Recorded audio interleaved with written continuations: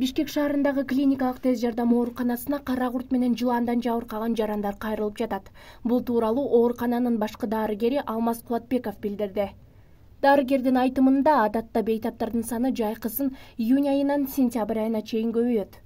Күн ысыкта бейтаптардын саны өсөт. Мурда мындай тенденция байкалчу эмес, бирок акыркы 2-3 жылдан бери билинип жатат.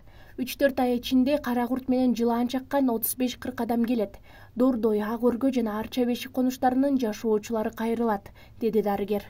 13 июнда Бишкек шаарынын тургунунун жеке үйүндө тинтүү иштери жүргүзүлгөн. Натыйжада үйдүн короосунан ири өлчөмдө өстүрүлгөн кара куурай бадалдары табылган. Табылган жерди текшерүүдө өсүмдүктөр жасалма түрдө өстүрүлүп жатканы жана кылдаттык менен кам көрүлгөнү байкалды. Өстүрүлгөн кара куурай бадалдары белгиленген тартипте алынып, контролдук таразага ылайык баңгизаты бар өсүмдүктөрдүн жалпы салмагы 130 килограммды түзгөн. Бишкекте эркек эркекти зордуктап кеткен. Бул тууралуу 24 KG агенттиги өз булактарына таянып жазган. Маалыматка ылайык жабырлануучу Свердлов районунун ички иштер башкармалыгына арыз жазган. Шектүү кармалган, бирок кийинчерээк арыз ээси өз дооматынан баш тарткан. Аталган факты боюнча Ички иштер министрлиги тарабынан кылмыш иши козголгон. Кийинчерээк иш сотко өткөн. Иштин жүрүшүндө жабырлануучу тарап шектүүгө каршы доо арыздан баш тартып, тараптардын жарашуусунан улам кылмыш иши токтотулган. Кыргызстанда Акылман президенттик лицей түзүлдү. Тиешелүү жарлыкка өлкө башчы Садыр Жапаров кол койду. Бул тууралуу мамлекет башчынын басма сөз кызматы билдирди. Документте окуучулардын интеллектуалдык, илимий жана чыгармачылык потенциалын өнүктүрүү, өзгөчө таланттуу балдарды колдоо жана стимулдаштыруу үчүн зарыл шарттарды түзүү билим берүү чөйрөсүндөгү мамлекеттик саясаттын маанилүү багыттарынын бири экени белгиленген.